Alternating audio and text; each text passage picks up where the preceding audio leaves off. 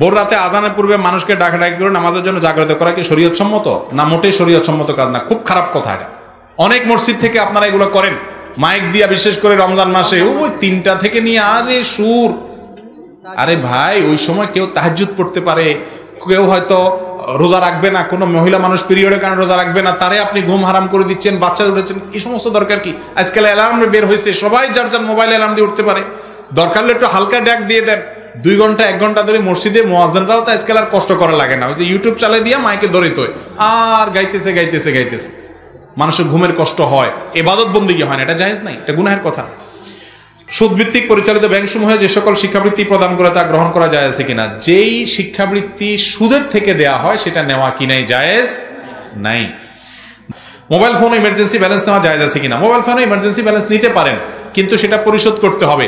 Emergency balance নিয়ে সিম ফালাই দিলেন, এই 2 নম্বরই করা কি হবে না, জায়েজ হবে না। তাহলে কিন্তু আপনি হক নষ্ট করলেন, মানুষের হক নষ্ট করলে গুনাহের কথা, কিয়ামতের দিন ধরা খাবেন আল্লাহর কাছে। বুঝে আসছে কথা?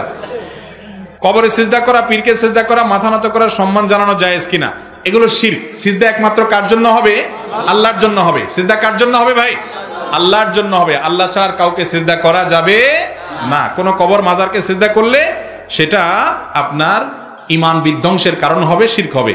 আমাদের যুবকদের পাপ থেকে বেঁচে থাকা অনেক কঠিন হয়ে যাচ্ছে। ইচ্ছা অনিচ্ছায় আমরা অনেক পাপের মাঝে জড়িয়ে যাই। আপনি আমাদের এমন কিছু নসিহত করুন যাতে সেগুলোর প্রতিশোধ হিসেবে কাজ করে। এই ভাই অনেকগুলো প্রশ্ন লিখেছেন, শুধু একটা প্রশ্নের উত্তর দিচ্ছি যেহেতু রাত হয়ে গেছে। যুবক ভাইয়েরা এবং অন্য সব বয়সের ভাইয়েরা এবং মুরব্বীরা পাপের কাজ থেকে বেঁচে থাকার জন্য কয়েকটা কাজ করতে হবে। 1, আপনার মধ্যে যদি জান্নাতের আশা থাকে এবং জাহান্নামের ভয় থাকে, তাহলে পাপের খারাপ দিকগুলো কি সেগুলো জানতে হবে এবং পাপ করলে কি কি লস হবে সেগুলো আপনাকে জানতে হবে। 2, ভালো মানুষ, নেককার মানুষের সাহচর্য সোহবতে থাকতে হবে। 3, পাপের পরিবেশ থেকে বেরিয়ে আসতে হবে। 4, আল্লাহর কাছে চোখের পানি ফেলে আশ্রয় চাইতে হবে। এই ফিতনা সংকল যুগে আল্লাহ ছাড়া কেউ রক্ষা আমাদেরকে করতে পারে না। এই কাজগুলো করলে ইনশাআল্লাহ আল্লাহ তাআলা পাপের কাছ থেকে আমাদেরকে বাঁচিয়ে রাখবেন। আল্লাহ তাআলা আমাদের সবাইকে কোরআন এবং হাদিস অনুযায়ী আমাদের জীবনকে সাজানোর তৌফিক দান করুন, বলুন আমিন। এবং যে কথাগুলো আমরা শুনলাম, জানলাম, এগুলোর জান্নাতকে আমল করার, মানার তৌফিক দান করুন, আমিন। বিধর্মীদের বিয়ে বা অন্য কোনো দাওয়াতে খাওয়া মুসলমানদের উচিত কিনা? বিধর্মী বা অন্য কোনো ধর্মের মানুষ দাওয়াত দিলে খাইতে পারেন, তাদেরকে দাওয়াত দিয়ে খাওয়াইতেও পারেন। হালাল খাচ্ছেন কিনা এটা হলো মূল বিষয়। এবং অন্তরঙ্গ বন্ধু আপনি কোনো মুশরিককে বানাবেন না, সেটা হলো মূল বিষয়। রাসূল আকরাম সাল্লাল্লাহু আলাইহি সাল্লাম এক ইহুদির বাড়িতে দাওয়াত খাইছেন, আবার তাদেরকে নিজের সাথে খাওয়াইছেনও।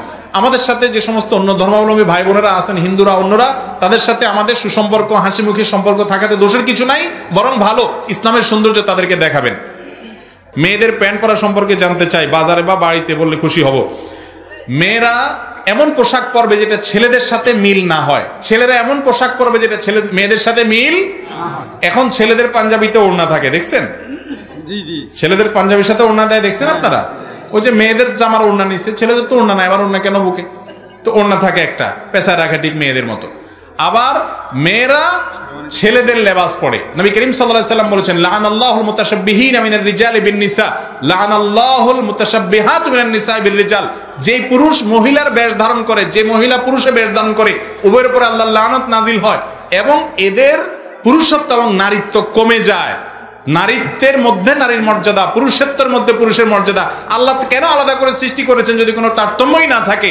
সব একাকার যারা করতে চায়, সস্তা স্লোগান এরা দেয়, বাস্তবতা বিবর্জিত কথা বলে। নারীর নারীত্বে মর্যাদা, পুরুষের পুরুষত্বে মর্যাদা। অতএব কোন নারী পুরুষের বেশ ধারণ করে পোশাক আশাক পরলে সেটা গুনাহ, আবার কোন পুরুষ মহিলার বেশ ধারণ করে পোশাক আশাক পরলে সেটা গুনাহ। এখন ছেলেরা জুটি বাঁধে মাথায় আর মেয়েরা চুল ছোট করে ফেলে একেবারে, ঠিক না ভাই? ঠিক। আল্লাহ আমাদের বুঝার তো